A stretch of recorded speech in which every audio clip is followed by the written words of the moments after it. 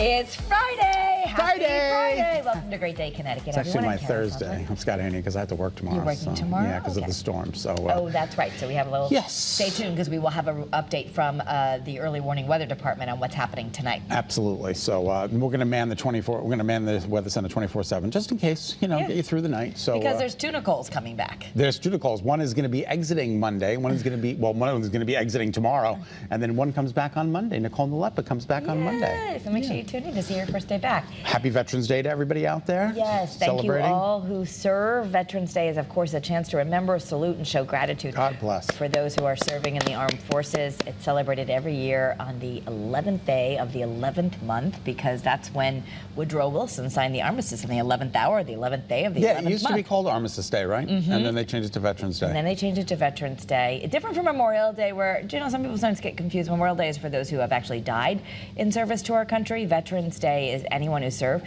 I'm wearing my dad's Purple Heart today. Yeah, it's awesome. Honoring, he's the most important veteran in my life, but thank you to all the veterans. Want to just give a shout out to the World War II Foundation. They have a lot of really interesting films. You can watch on Amazon Prime. They're less than an hour. A great way to show your kids. The film that we did on my dad is Above and Beyond. So look for that on Amazon Prime. Yeah. I'm proud of my dad too. Thank you so much for serving, and everybody making this country as great as it is. We couldn't have done it without you. So thank God.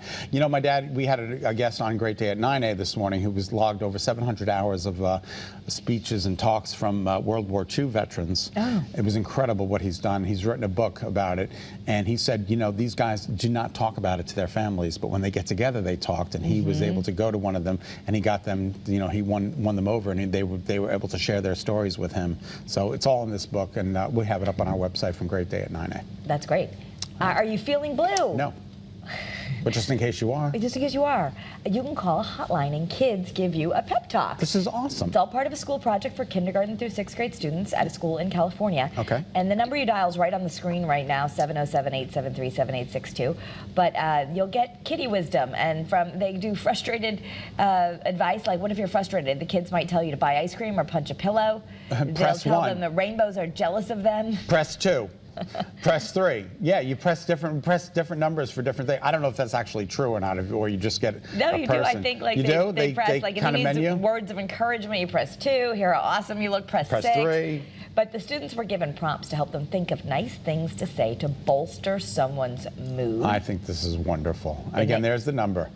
And they all came from personal... We should call it right now. See what happens. Yeah, let's see if we can call it. They all come from personal experience from the kids. But it's so funny because we have to remember this when people are in a bad mood, rather than giving into, oh my gosh, well, why don't you do this? I think our reaction sometimes would be like, well, just do this, that, the doing. Exactly right. When really they just need a little encouragement, little mood booster. Little mood booster. Yeah. Chris Rock is about to make history with Netflix. He's actually going to be doing a live performance on the streaming service. This is something that they don't really do, Kara. Yeah, it's going to mark the first time that Netflix has ever streamed something live. They're struggling, of course, with declining revenues, but it'll go to a global audience. It's Chris Rock's first stand-up special called Tambourine, and so it's going to be live on Netflix, which is great. So you can tune in, and if you got Netflix, you can watch Chris Rock, who I think is a very funny man. Well, right now Netflix is all just recordings, and I think they're competing with Amazon Prime has some live sports now. There's still that need for live TV. Like that's why you want to watch us, local news. We're sort of the last real bastion of live TV. I almost said the last real Sebastian. The last bastion. Sebastian is the crab who lives under the sea. Under the sea. Under the sea. That's it's always better. Down where it's wetter. Take it from me. Very good. All right, his first name already sounds very environmental friendly, but now actor Rayne Wilson is making a name change, and I love the new name. He's demanding world leaders to take action, so he's getting a little awareness, and he's changing his name to Rainfall Heat Wave Extreme Winter Wilson. Sorry, I don't mean to laugh. And again, everybody is joking, but it's not a joke. It's serious. As the Arctic is melting, Wilson used Arctic Base Camp's online Arctic Risk name generator to come up with it. So it's a generator, a name generator, and they threw the. Remember him from The Office? Yeah, I yeah. totally, now I know who he Yeah. is. I love him. But he's also encouraging. It's very different here. He's encouraging you to change your name too. Without those on your glasses. social media profile, that you can also go on there, the name generator, and if you change your name, kind of like how people are changing their profile perhaps to a pride flag in the month of June, he wants you to change your name on your social, raise awareness for climate change. I think it's awesome, and I think it's a great cause, and I will call him that if I ever see him. I don't know, remember it, but I will call him that. Could you imagine trying to remember that name? I'm sorry, what's your name? Rainmaker Gauge Quantum Sleep. Bad. All right. Wilson. Shout out to Michelle Obama, who is really ending the stigma about menopause. Yes, we're going to say menopause. A lot of, thankfully on social media, it's becoming a thing where they're talking about it, because it used to be this thing that women in their 40s start shifting, women in their 50s go into menopause, and then they're like, nobody talks about it. But she is talking about it in an experience to remove the stigma, and even talking about like her workouts, how she's no longer trying to just get the amazing Michelle Obama arms, but just move her body, and acknowledging that, she's shifting, she's changing. Yeah, and she's getting a little older. She said she doesn't have that oomph that she used to have in her workouts, but she's still doing it. Still doing it. That's And but look at all that she has done. She's on her second best-selling book, and the wisdom that comes in the wisdom years. Forgive me, I'm going to ask a dumb question here. Menopause.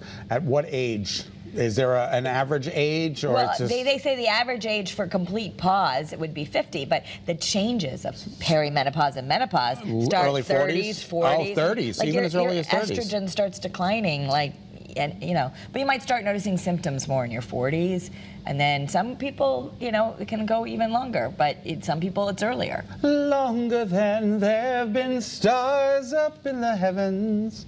All right, 2 weeks after buying Twitter, Elon Musk says they might be going bankrupt. He's warning employees about survival. He warned them they don't have the cash flow. That's why he's trying to do subscription services. They don't have the cash flow. He's a billionaire. But it's a company. He's not supposed to just be giving them. Just give the company the money and help it run. Okay, so he's trying to create cash flow with these subscription checks, because a lot of the advertising, which was the old model, has evaporated because people don't want to advertise since he bought it, apparently. Yeah, that's really unfortunate, So we're just going to have to wait and see. But It used to be anything Elon Musk touched was gold. Gold. No, not so much. Now it's a little different. And let me tell you something. He has reportedly told all of the employees no more working at home. They all have to come back and work in the office. All of them. 40 hours a week. 40 hours a week. No hybrid, nothing. Nothing. He wants everybody You're back in the office. That's pretty incredible. To get Gen X's to come back to the office, we'll wait and see what happens. It's going to be really interesting. So, what about turkeys? Well, they can't fly. They can't fly. Some of them a little bit. But a lot of people fly to go have them.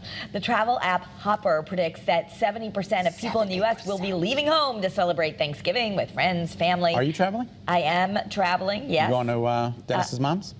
Nope, she's now in Florida. Oh, that's right. Yes, but we're doing a Rhode Island Thanksgiving. Oh, very nice. And a Connecticut Thanksgiving. So I'll be on the road a little bit. I'll be with Mom in Long Island. And I'm hoping also my son really loves to ski, as you know, Julian, so we're going to try. It's supposed to be open. We might be going up to Mount Snow after. Stop it. Yeah. You're kidding. Well, the temperatures next week, they'll be making snow. Yeah, so that's the thing. But right, they're already starting to announce, like Powder Ridge says they're having a rail jam, which is when they do the rails. Oh, the rails. Right, so that's Friday. Okay. So the ski resorts are really hoping to get colder nights so they can make some snow. Okay. How about a flavored Frosty?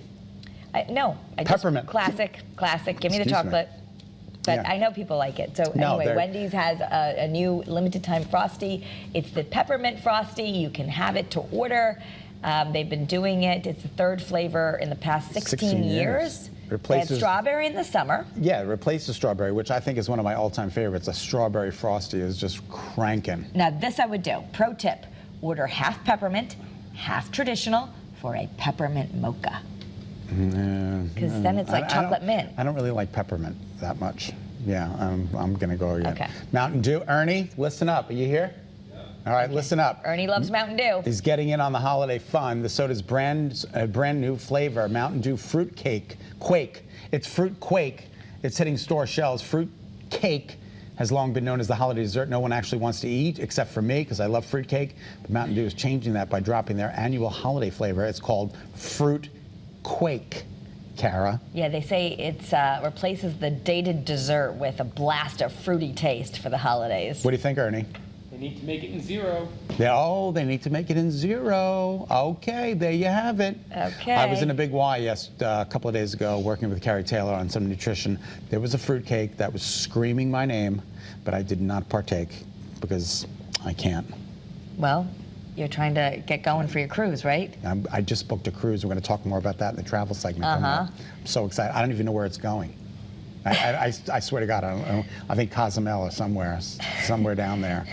It's so exciting. So what did you pick that one for? Because Paul sent me an email. He said, "Hey, me and Matt, we just booked. Matthew and I we just booked this cruise. If you want to get in on it, book it now." So I'm like, I have somebody to go with. Totally in. I had to pay double occupancy for a single person. Oh, so do you want me to go with you? that would be so much fun.